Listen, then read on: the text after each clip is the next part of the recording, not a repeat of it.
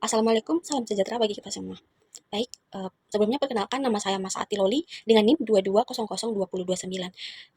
Yang saya hormati dosen pengampu mata kuliah Manajemen Satuan Pendidikan yaitu Ibu Dr. Sulastri SPD MPD dan juga Miss Lutfiani MPD.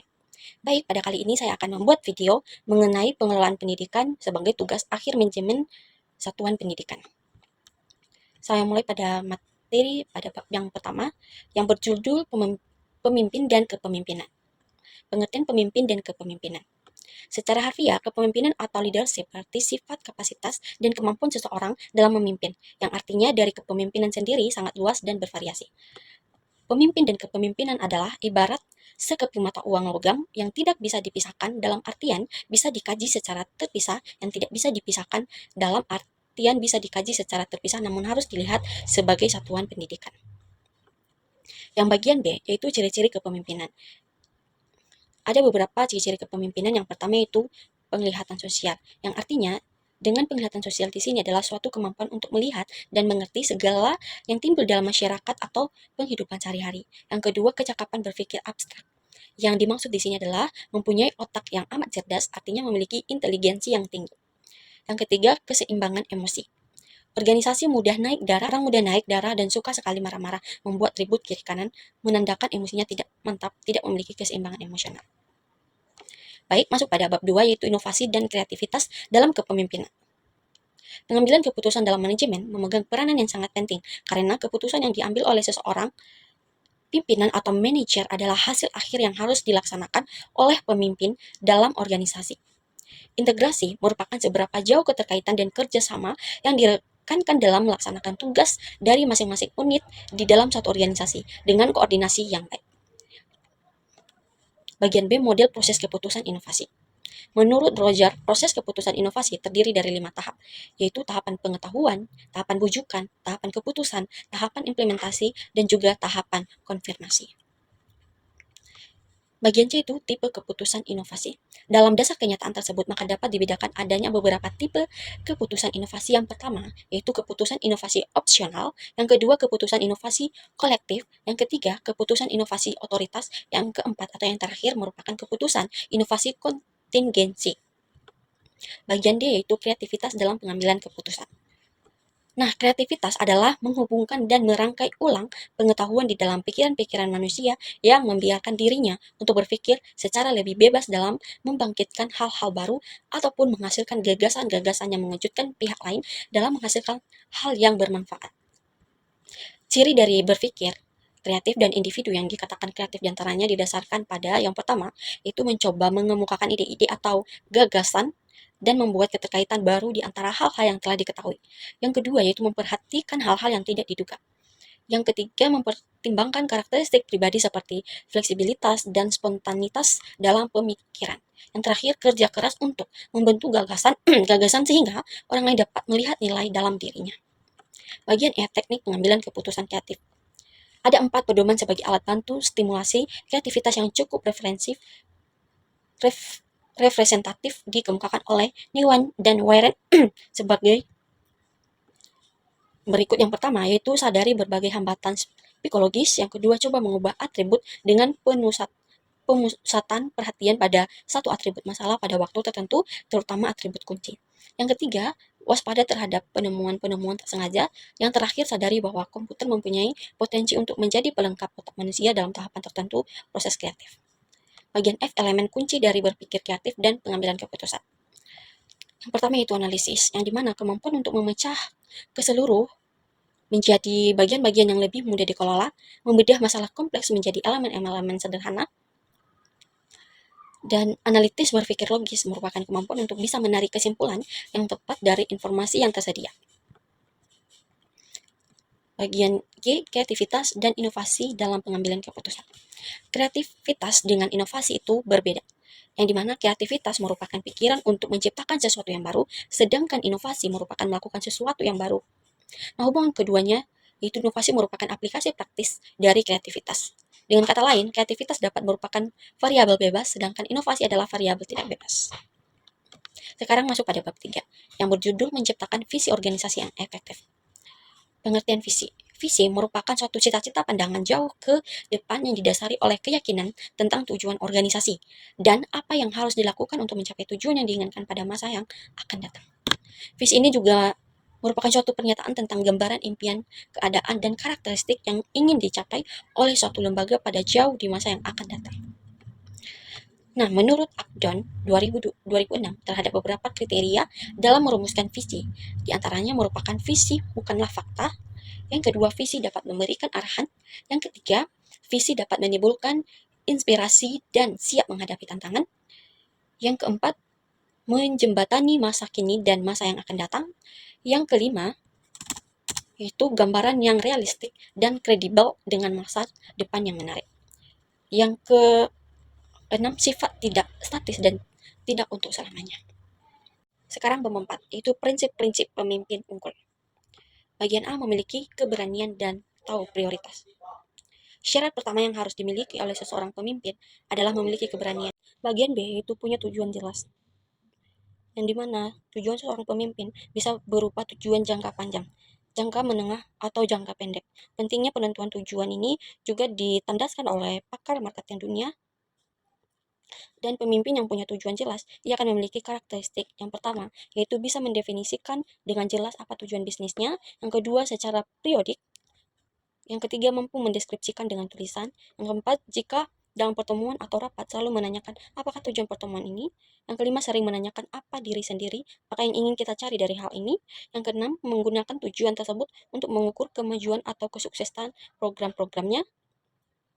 Dan yang terakhir yaitu adapun pemimpin yang buruk adalah mereka yang tidak punya tujuan yang jelas. Bagian C yaitu mau mendengarkan dan mengenal diri sendiri. Orang-orang terdahulu seringkali menasihatkan bahwa kita ini punya dua telinga dan satu mulut. Artinya, kita harus lebih sering mendengar daripada berbicara. Ini juga benar dalam hal pemimpin. Betapa banyak pemimpin yang sebenarnya bisa melakukan aktivitas dengan lebih efektif jika mau lebih banyak mendengar. Nah, sebagai atasan, pemimpin cenderung seringkali susah untuk mendengar dan lebih sering memerintah. Padahal, informasi tentang shop floor atau kondisi nyata di lapangan ini lebih diketahui oleh para staf dan karyawan. Bagian D, menghargai waktu. Waktu tidaklah bisa dibuat, disimpan, ditaruh di gudang, ataupun dibeli dari orang lain. Waktu merupakan sumber daya, namun waktu hanya berguna jika orang bisa memanfaatkan waktu tersebut dengan baik. Jadi, waktu itu punya kegunaan jika digunakan untuk melakukan sesuatu yang berguna bagi kehidupan. Bagian E, mengembangkan orang lain. Hampir semua orang tua sadar bahwa pendidikan merupakan sesuatu yang penting dalam rangka tumbuh kembang anak. Ini seolah sudah menjadi aturan tak tertulis yang diamini oleh banyak orang tua. Yang disebut mengembangkan orang merupakan melakukan transfer nilai dan keahlian. Keahlian yang harus ditransfer ini tidak hanya keahlian hard skill, namun kemampuan teknis, juga keahlian soft skill. Dan keahlian soft skill ini merupakan keahlian yang terhubung dengan teknis. Namun jika tidak ada keahlian, manusia tidak bisa hidup dengan bahagia, baik dengan dirinya sendiri maupun dengan orang lain. Bagian F yaitu bisa menjadi motivator dan terencana. Salah satu tujuan pemimpin adalah bisa menjadikan orang biasa mampu melakukan tugas yang luar biasa.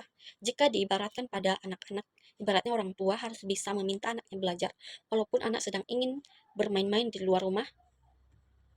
Bagian G, berusaha mencari win-win solution. Dalam bisnis, pemimpin harus biasa menerapkan prinsip win-win solution pada semua stakeholder, distributor, supply, selling chain, dan sebagainya. Organisasi yang sukanya memotong kompas dengan mematikan banyak pihak lain yang sebelumnya bisa berbisnis akan tidak berumur panjang.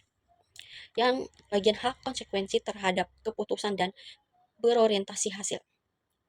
Seorang industriawan dari Swedia pernah mengatakan bahwa hal-hal terbaik yang bisa Anda lakukan adalah bekerja dengan saya, yaitu mengambil keputusan yang benar. Hal terbaik berikutnya adalah mengambil keputusan yang salah. Dan jika Anda tidak mengambil keputusan apapun, Anda akan dipecat.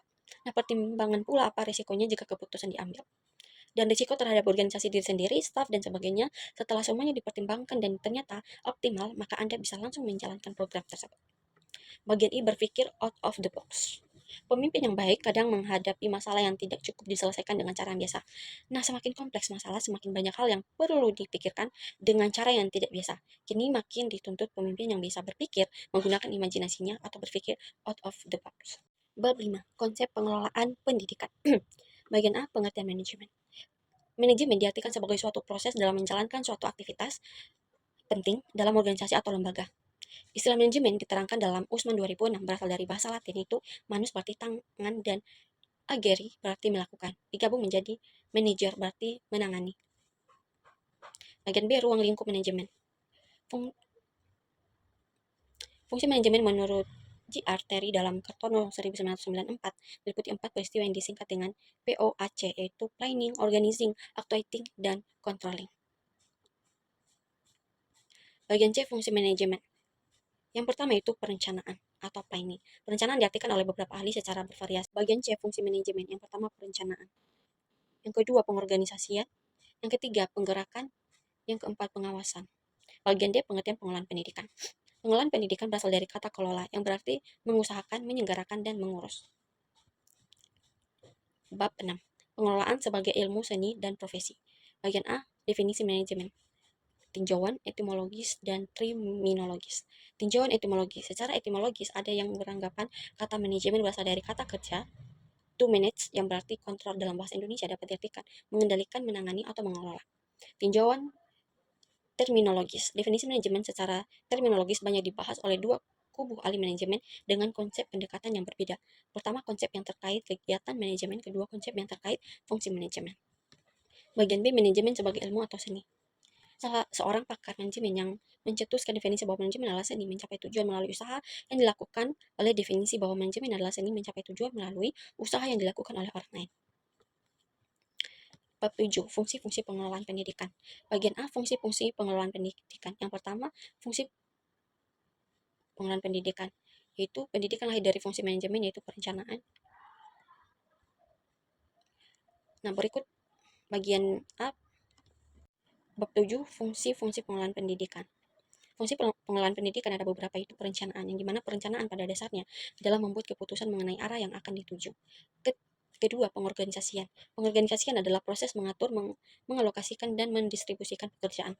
Yang keempat, pengarahan. Pengarahan merupakan mengarahkan semua bawahan agar mau bekerja sama dengan dan bekerja efektif untuk mencapai tujuan. Pengendalian. Pengendalian adalah, adalah proses untuk memastikan bahwa aktivitas sebenarnya sesuai dengan aktivitas yang direncanakan. Bagian B, ruang lingkup administrasi pendidikan. Nah, cakupan administrasi pendidikan tidak hanya sekedar administrasi sekolah atau administrasi pembelajaran. Pandangan administrasi manajemen, pengambilan keputusan, kepemimpinan human relation, demikianlah adalah pandangan yang sempit. Administrasi pendidikan lebih luas dari itu, meskipun muara semua kebijakannya adalah sekolah atau satuan pendidikan pada semua jenjang dan jenis. Bagian C, sekolah sebagai organisasi sosial.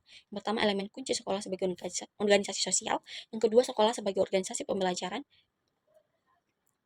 Bab 8, organisasi pendidikan nasional. Organisasi didefinisikan secara bervariasi oleh para ahli yang dilihat dari berbagai sudut pandang. Di antaranya menurut Gibson dan Donnelly, organisasi sebagai wadah yang memungkinkan masyarakat dapat meraih hasil yang sebelumnya tidak dapat dicapai oleh individu secara sendiri-sendiri. Bagian B, aspek-aspek organisasi. Aspek-aspek dalam organisasi merupakan komponen-komponen yang harus ada dalam suatu organisasi. Bagian C, jenis-jenis organisasi. Yang pertama, organisasi formal, yang dimana organisasi formal adalah organisasi yang dicirikan oleh struktur organisasi. Bagian D, dimensi organisasi. Yang pertama, kompleksitas. Kompleksitas merupakan tingkat diferensiasi yang ada di dalam sebuah organisasi. Nomor 2, formalisasi. Formalisasi merupakan tingkat sejauh mana pekerjaan di dalam organisasi distandarkan. Yang ketiga, standarisasi. Sentralisasi adalah tingkat di mana pengambilan keputusan dikonsentralisasikan pada satu titik tunggal dalam organisasi. Bagian E, desain organisasi. Bab 9, kepemimpinan dalam pendidikan. Pengertian kepemimpinan. Kepemimpinan merupakan kemampuan untuk mempengaruhi dan menggerakkan orang lain untuk mencapai tujuan pendidikan. Fungsi pemimpin adalah memudahkan pencapaian tujuan organisasi. Bagian B, manajemen pelaksanaan kurikulum. Kegiatan pengelolaan kurikulum berkaitan dengan dua hal, yaitu tugas guru. Yang pertama, pembagian tugas pembagian tugas membelajarkan. Kedua, pembagian tugas membina kegiatan ekstrakurikuler. Yang ketiga, penyusunan jadwal pembelajaran. Yang keempat, penyusunan program pembelajaran. Yang kelima, pengisian daftar kemajuan kelas. Yang keenam, kegiatan mengelola kelas. Yang ketujuh, penyelenggaraan evaluasi hasil belajar. Dan yang terakhir, laporan hasil belajar. Bagian C, manajemen peserta didik. Pengelolaan kesiswaan bertujuan untuk mengatur berbagai kegiatan dalam bidang kesiswaan agar kegiatan pembelajaran disebut dapat berjalan lancar, tertib, dan teratur setelah mencapai tujuan pendidikan sekolah. Bagian D, manajemen sarana dan prasarana pendidikan. Pengelolaan secara sarana dan prasarana dapat diartikan kegiatan menata, mulai dari merencanakan kebutuhan, pengadaan, penyimpanan, dan penyaluran, pendayagunaan, pemeliharaan, penginventarisan, dan penghapusan, serta penataan lahan, bangunan, pelengkapan, dan peraturan perabot sekolah secara tepat guna dan tepat cara. Bagian E, manajemen tenaga pendidikan. Pengelolaan sumber daya manusia adalah segenap proses penataan yang bersangkut paut dengan masalah pengelolaan dan menggunakan tenaga kerja secara efisien untuk mencapai tujuan yang telah ditentukan. Bagian F, manajemen hubungan sekolah dengan masyarakat atau kerjasama. Lembaga hubungan sekolah dengan masyarakat di lingkungan organisasi pendidikan merupakan rangkaian kegiatan organisasi untuk mencapai hubungan yang harmonis dengan masyarakat atau pihak-pihak tertentu di luar organisasi tersebut agar mendapatkan dukungan terhadap efisiensi dan efektivitas pelaksanaan kerja. Bagian G, pengawasan pendidikan. Pengawasan merupakan tindakan-tindakan yang berkaitan untuk memperbaiki kegiatan. 10. Pendekatan dalam kepemimpinan pendidikan. Bagian A, kepemimpinan pendidikan. Kepemimpinan merupakan proses mempengaruhi kegiatan-kegiatan kelompok yang diorganisir menuju kepada penentuan dan pencapaian tujuan. Bagian B, fungsi kepemimpinan pendidikan. Yang pertama yaitu pemimpin membantu terciptanya suasana persaudaraan, kerjasama, dan penuh rasa kebebasan. Bagian B, pemimpin membantu kelompok untuk mengorganisir diri, yaitu ikut serta dalam memberikan rangsangan dan bantuan kepada kelompok dalam menetapkan dan menjelaskan tujuan. Bagian C, pemimpin membantu kelompok dalam menetapkan prosedur kerja, itu membantu kelompok dalam menganalisis situasi untuk kemudian menetapkan prosedur mana yang paling praktis dan efektif. Yang terakhir, yaitu pemimpin bertanggung jawab dalam mengambil keputusan bersama dengan kelompok. Yang terakhir, kepemimpinan bertanggung jawab dalam mengembangkan dan mempertahankan eksistensi organisasi. Bagian C, tipe-tipe kepemimpinan pendidikan. Yang pertama itu tipe otoriter, yang kedua tipe laissez-faire, yang ketiga tipe demokratis, yang keempat tipe pseudo-demokratis. D, syarat kepemimpinan pendidikan. Yang pertama yaitu rendah hati dan sederhana. Kedua, bersifat suka menolong. Ketiga, sabar dan memiliki kestabilan emosi. Yang keempat, percaya kepada diri sendiri. Yang kelima, jujur, adil, dan dapat dipercaya. Yang keenam, keahlian dalam jabatan. Bagian E, keterampilan yang harus dimiliki pemimpin. Yang pertama yaitu keterampilan dalam memimpin. Pemimpin harus menguasai cara-cara kepemimpinan, memiliki keterampilan memimpin supaya dapat bertindak sebagai seorang pemimpin yang baik. Yang kedua, keterampilan dalam hubungan insani. Hubungan insani merupakan hubungan antara manusia. Yang ketiga, keterampilan dalam proses kelompok. Yang keempat, keterampilan dalam administrasi personil. Yang keempat, keterampilan dalam menilai. Bagian F yaitu pendekatan tentang teori munculnya pemimpin. Munculnya pemimpin dikemukakan dalam beberapa teori, yaitu teori pertama berpendapat bahwa seorang akan menjadi pemimpin karena ia memang dilahirkan untuk menjadi pemimpin. Yang kedua mengatakan bahwa seorang akan menjadi pemimpin kalau lingkungannya, waktu, atau keadaan memungkinkannya menjadi pemimpin. Yang ketiga, gabungan teori pertama dan teori kedua ialah untuk menjadi seorang pemimpin perlu bakat dan bakat itu perlu dibina. Yang keempat itu disebut teori situasi. Bab 11 itu pengelolaan kurikulum dan siswa. Manajemen berbasis sekolah ialah suatu bentuk strategi untuk memperbaiki kualitas pendidikan melalui pengambilan keputusan dari pemerintah pusat ke daerah selanjutnya. Bagian B, manajemen kesiswaan. Menurut Suimatul Ula, manajemen kesiswaan merupakan sistem pengelolaan terhadap siswa yang dimulai dari perencanaan penerimaan siswa baru, pengorganisasian siswa, MOS, pembinaan dan pelayanan siswa, penilaian siswa, mutasi, hingga perencanaan alumni siswa. Bagian C, manajemen kurikulum. Kurikulum menurut Nana 2006 merupakan suatu rencana pendidikan, memberikan pedoman dan pegangan tentang jenis lingkungan dan urutan isi serta proses pendidikan. Bab 12, pengelolaan tenaga pendidikan atau SDM. Terdapat 4 prinsip dasar manajemen personalia, yaitu 1. Dalam mengembangkan sekolah. 2. Sumber daya manusia akan berperan secara optimal jika dikelola dengan baik. 3. Kultur dan suasana organisasi di sekolah. 4. Manajemen personalia di sekolah pada prinsip mengupayakan agar setiap warga dapat bekerja sama dan saling mendukung untuk mencapai tujuan sekolah.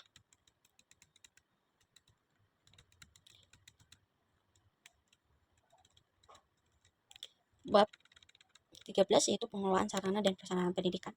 Bagian A, manajemen sarana prasarana. Sarana pendidikan merupakan peralatan dan perlengkapan yang secara langsung dipergunakan dan menunjang proses pendidikan. khususnya proses belajar mengajar seperti gedung, ruang kelas, kursi, meja, serta alat-alat dan media pengajaran. Bab 14 pengelolaan keuangan dan Husemas. Bagian A manajemen keuangan. Konsep tentang pembiayaan pendidikan sebagaimana dikemukakan oleh Fatah 1999 bahwa pembiayaan pendidikan ialah sejumlah dana yang dihasilkan maupun dibelanjakan demi keperluan penyelenggaraan pendidikan. Keperluan yang dimaksud dalam hal ini dapat mencakup gajian guru, peningkatan profesional mengajar, pengadaan dan perbaikan sarana dan prasarana, pelaksanaan ekstrakurikuler, pengelolaan pendidikan, dan supervisi pendidikan. Bagian B, manajemen hubungan masyarakat. Pengelolaan hubungan antara pihak sekolah dan masyarakat ialah bentuk sarana yang sangat berperan aktif dalam melakukan pembinaan dan pengembangan pertumbuhan pribadi di siswa di sekolah. Bagian C, manajemen layanan teknis. Manajemen layanan teknis meliputi manajemen perpustakaan, kesehatan, dan keamanan sekolah. Perpustakaan sekolah sebagai sarana pendidikan yang sangat penting harus diselenggarakan secara efektif dan efisien. Bagian D, manajemen pembelajaran. Manajemen pembelajaran dapat diartikan sebagai proses kegiatan mengelola, mengatur peserta didik, sumber belajar, dan bahan ajar dengan sistematis untuk mencapai tujuan belajar secara efektif dan efisien. Bagian E, perencanaan pembelajaran. Perencanaan pembelajaran merupakan aktivitas pengambilan suatu keputusan mengenai sarana dan tujuan pembelajaran. Bagian F, pengorganisasian pembelajaran. Pengorganisasian pembelajaran merupakan keseluruhan proses pengelompokan pendidikan peserta didik, materi dan sumber belajar serta sarana prasarana dan media belajar sehingga tercipta suatu proses pembelajaran yang dapat berjalan untuk mencapai tujuan yang telah ditetapkan. Bab 15, sentralisasi dan desentralisasi pendidikan. Paradigma pembangunan pendidikan. Pendidikan mengambil peran penting dalam mencerdaskan kehidupan bangsa saat ini. Akan tetapi berbagai upaya yang harus pemerintah lakukan untuk meningkatkan mutu pendidikan belum menunjukkan hasil yang memuaskan. Konsep dasar sentralisasi pendidikan. Sentralisasi merupakan seluruh wewenang terpusat pada pemerintah pusat. Daerah tinggal menunggu industri dari pusat untuk melaksanakan kebijakan-kebijakan yang telah digariskan menurut undang-undang. Kekuatan dan kelemahan sentralisasi pendidikan. Dengan adanya sentralisasi pendidikan telah melahirkan berbagai fenomena yang memperhatikan seperti totalitarisme penyelenggaraan pendidikan, keseragaman manajemen, sejak dalam aspek perencanaan, pengelolaan, evaluasi sehingga model pengembangan sekolah dan pembelajaran. 3. Keseragaman pola pembudayaan masyarakat. 4. Melemahkan kebudayaan daerah. 5. Kualitas manusia yang robotik tanpa inisiatif dan kreativitas. Bab 16. Manajemen berbasis sekolah. Bagian A, konsep manajemen sekolah. Manajemen sekolah pada hakikatnya mempunyai pengertian yang sama dengan manajemen pendidikan. Namun manajemen pendidikan mempunyai jangkauan yang lebih luas daripada manajemen sekolah. Dalam melaksanakan kegiatannya, sekolah memiliki berbagai garapan, maka diperlukan keteraturan dalam melakukan kegiatan-kegiatan. Manajemen memiliki garapan yang mencakup yang pertama, yaitu manajemen kurikulum, 2. Manajemen kesiswaan, 3. Manajemen personil, 4. Manajemen sarana prasarana, 5. Manajemen keuangan, 6. Manajemen hubungan sekolah dan masyarakat, 7. Manajemen layanan khusus. Pengelolaan kesiswaan. Menurut Sohimatul Ula 2013, manajemen kesiswaan merupakan sistem pengelolaan terhadap siswa yang dimulai dari perencanaan, penerimaan siswa baru, pengorganisasian siswa, MOS, pembinaan dan pelayanan siswa, penilaian siswa, mutasi, hingga perencanaan alumni siswa. Pengelolaan kurikulum. Kurikulum menurut Nana 2006 merupakan suatu perencanaan pendidikan memberikan pedoman dan pegangan tentang jenis lingkup dan urutan isi, serta proses pendidikan sekolah. Pengelolaan ketenagaan atau SDM terhadap 4 prinsip dasar manajemen personalia, yaitu yang pertama dalam mengembangkan sekolah, 2. Sumber daya manusia, 3. Kultur dan suasana organisasi di sekolah, 4. Manajemen personalia di sekolah. Bab 16. Bab 17. Supervisi pendidikan. A. Konsep dasar supervisi. Pertama, pengertian supervisi pembelajaran. Supervisi pembelajaran terdiri dari dua kata, itu supervisi dan pembelajaran. Supervisi berasal dari bahasa Inggris supervision, yang berarti pengawasan, kepenguasaan. 2. Tujuan dan fungsi supervisi pembelajaran. Adapun tujuan dari supervisi pembelajaran adalah peningkatan mutu pembelajaran melalui perbaikan mutu dan pembinaan terhadap profesionalisme pendidikan. Sekianlah penjelasan materi dari saya. Jika ada kesalahan dan kekurangan mohon dimaafkan. Sekian dan terima kasih.